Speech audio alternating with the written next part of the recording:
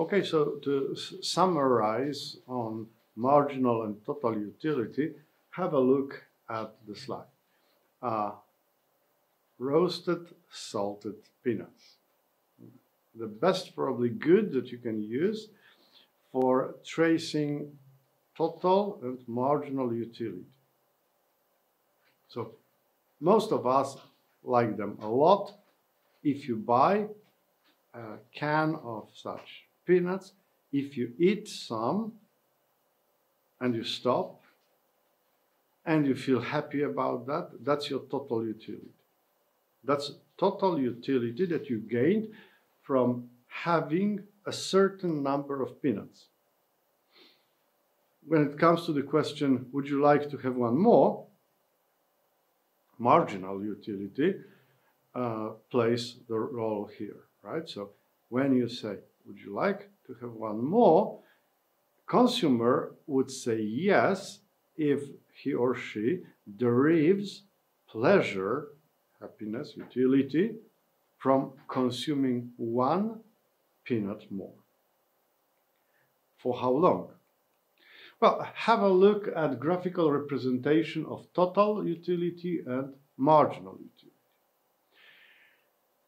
Total utility, you can see that it starts from the origin, meaning for no consumption, if you consume 0 of this X good, that would be our peanuts, okay? So if you consume 0 of X, then your total utility is also 0, right? You don't get any happiness from consumption that does not exist. Then when you start eating, your total utility gradually increases. It increases up to a certain level. After exceeding this level, your total utility is actually going down. So just remember all those situations when you ate too many peanuts or too many chips or whatever it was, and you do not feel well, and actually the idea of having one more doesn't bring any pleasure, it brings displeasure. It brings negative utility to you. The shape of this total utility curve can be well explained by the shape of marginal utility. Let's have a look at marginal utility. Look at the formulas that describe it. Marginal utility is the change of total utility divided by the change in consumption. So if you decide to eat 5 peanuts more, and because of those 5 peanuts, your total utility increases by a certain amount, then we measure this increase in your happiness, we divide it by 5 because you have eaten 5 additional peanuts, and we learn what was the additional happiness coming from one additional peanut for you. If you still remember our lectures on elasticities, you can remember 2 versions of formulas. And that's pretty similar here, because you've got the version with deltas when there are some discrete changes, like you eat 5 more. Or you can also consider the version where deltas are replaced with D letters, and you already know this is about derivative here, right? So we could say marginal utility is the first derivative of total utility with respect to good that is consumed. And if you think of marginal utility in this way, like this is a derivative, then you can look at those 2 graphs here, and you can see the relation. Because if marginal utility is positive, like here, then total utility is growing. If the derivative of a function is positive, the function is increasing, right? Then there is a certain point at which marginal utility hits zero. For the derivative to hit zero means this is maximum. Later on, marginal utility becomes negative, and this is the part where total utility starts to decrease. Well, you should remember those graphs when you have your own kids, for instance, right? Never force them to eat. You give food to a baby spoon by spoon, right? So this is marginal utility that we see here, right? Would you like next spoon? Would you like next spoon? Would you like one more? Obviously, this marginal utility of food for a kid is decreasing, right? So when we hit this point where this marginal utility is zero, we stop feeding, okay?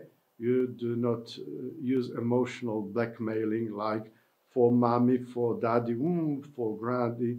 Don't you love granny? Eat for granny, okay? Don't do that, because then you move towards negative marginal utility, and actually you are overfeeding your kid, and actually you make him or her unhappy. You don't want that to happen, right? When it comes to the theory of marginal utility, we have two important laws by the name of the economist who discovered those laws. We call them Gossen's first and second law. The first law of Gossen is called also the law of diminishing marginal utility. It is well observed that for any consumption, you see that marginal utility of consumption, after exceeding some moment, starts to decrease. Okay? So this is with peanuts.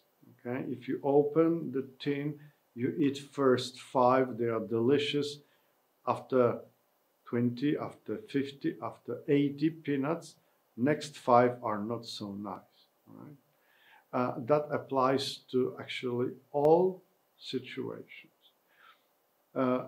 Obviously, there are some cases where people think, no, that's not true, because this diminishing marginal utility does not work. And for instance, that could be considered for post stamp collectors. Okay, they collect post stamps, and post stamps sometimes create series, right? So there are, let's say, 9 post stamps that belong to the same series, and the collector wants to collect them all. And obviously, if he or she has already 8 and there's just one missing, then this one is much more valuable than any other before. Right? So someone could say, no, that's not diminishing marginal utility. Actually, it's increasing, right? Because each and every collected makes the whole series more complete. So it is more and more desired. But remember, this is wrong kind of reasoning here, because then our collector is not interested in collecting stamps, but is interested in completing the series. So the unit of our analysis should be a series of stamps.